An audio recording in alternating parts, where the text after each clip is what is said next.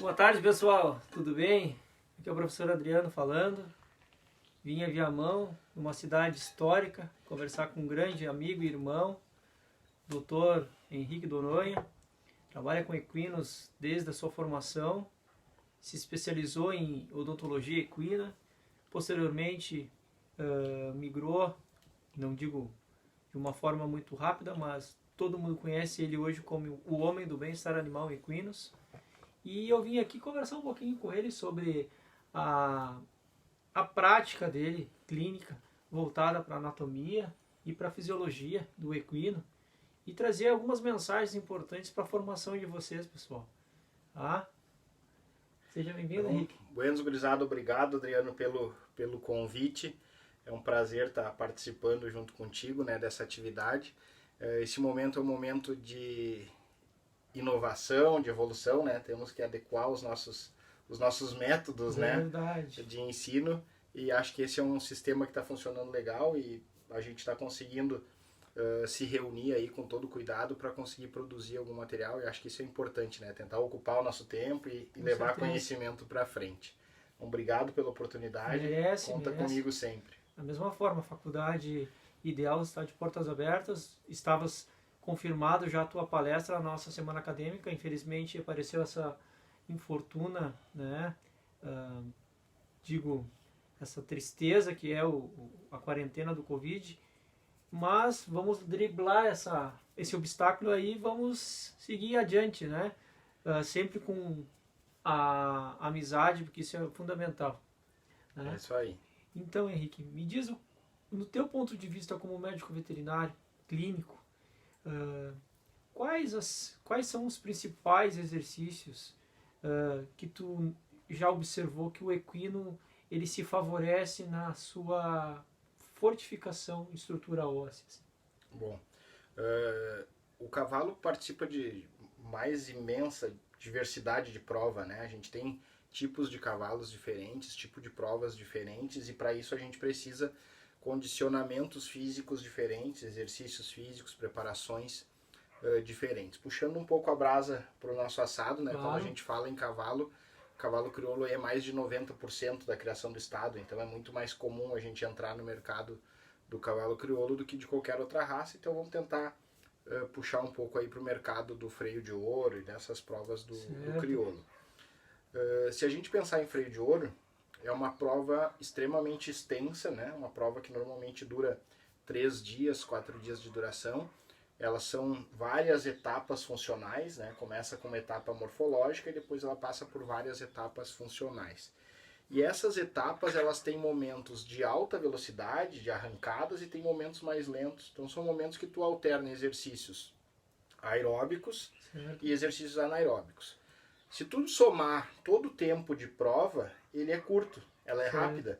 Só que como essa prova acontece segmentada em ações, em atos distintos, né, o cavalo precisa ser aquecido, ele entra, faz uma prova de 1 minuto, talvez alguns segundos, sai.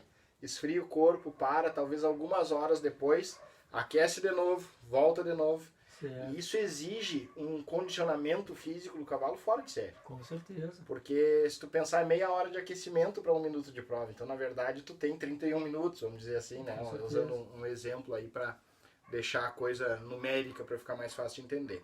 Então são 7 etapas funcionais e isso vai se desenrolando ao longo desses dias. Então, o cavalo já começa lá na prova de morfologia, onde ele apresenta, né, alguma coisa dos seus andares, depois ele começa de fato na andadura, que ele vai fazer um percurso ao passo, depois um percurso ao tranco e por último um percurso a galope.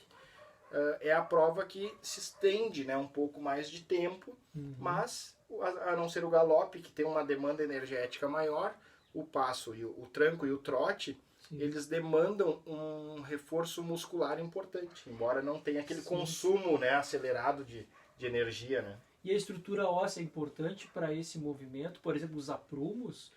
Isso aí é primordial. Qualquer cavalo atleta depende de uma morfologia bem feita, né? E a morfologia começa pelo aprumo.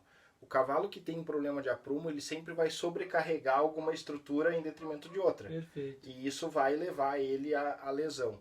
Quando a gente fala de aprumo, Num cavalo crioulo, por exemplo, que tem 400 quilos em média, aí 400 e poucos quilos, ele distribui esse peso nos seus membros, não de maneira igual, né? De acordo com a andadura, ele pode botar o peso, deslocar mais para os membros anteriores ou mais para os posteriores, de acordo com o momento que ele está vivendo. Na média aí ele ocupa 60% do peso nos posteriores, nos anteriores, perdão, e 40% nos posteriores. A grosso modo. Mas claro que num galope isso muda e ele alterna isso daí de acordo com a sua andadura.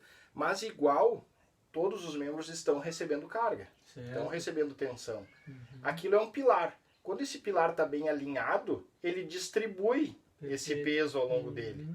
Quando esse pilar está desalinhado, essa distribuição de peso vai ser prejudicada. Fica comprometido. Fica comprometido. E algum lugar vai receber uma tensão maior do que ela está condicionada e provavelmente vire lesão. Né? Isso pode ocasionar lesão em tendão? Sim, isso pode ocasionar lesões tendíneas, ligamentares, articulares bem comuns. Né? Viu, gurizada? A gente está estudando sobre articulação, viu o doutor falar aqui?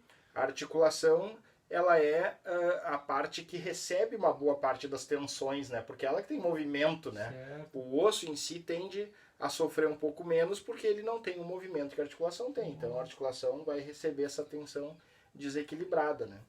Claro que tudo depende do tipo de lesão, do grau, né, de lesão, quanto esse material, quanto aquele osso ou aquela articulação é irregular, vai refletir no que acontece para frente, né? É muito comum a gente ver no cavalo atleta as lesões mais baixas, né? Mais boleto, algumas coisas assim. Mas, de acordo com cada exercício, tu vai ver lesões diferentes. Por isso que é muito importante tu dominar a anatomia e entender a prova também. E transpondo a anatomia para o bem-estar animal, nós conseguimos fazer uma correlação? Essa correlação ela é perfeita, porque um cavalo que sofre com dor, automaticamente ele está fora dos preceitos de bem-estar, né? Com certeza. Embora a gente possa extrapolar dizendo que a dor faz parte da rotina do atleta, essa dor precisa ser controlada. Ela não pode refletir numa queda de performance, senão já é porque esse animal está entrando em sofrimento, né? Está entrando em estresse. Se ele está sofrendo um estresse, e isso pode ser fruto de um problema de aprumo, por exemplo, né? Ele não consegue realizar determinado movimento porque os membros dele não favorecem. E isso vai acabar acarretando, sim, numa perda de qualidade de vida, né? E, consequentemente, de bem-estar. Isso infringe uma das 5 liberdades, né? Que é livre de dor. Exatamente. Né? Com certeza. Nós vamos fracionar os nossos vídeos justamente porque o nosso tempo para postar, ele é curto. E a mídia, ela requer mídias de pequeno tamanho. Tá? Então, nós vamos fracionar os vídeos, nós vamos fracionar as perguntas e, posteriormente, nós vamos passar algumas atividades práticas para vocês através desses vídeos, tá certo?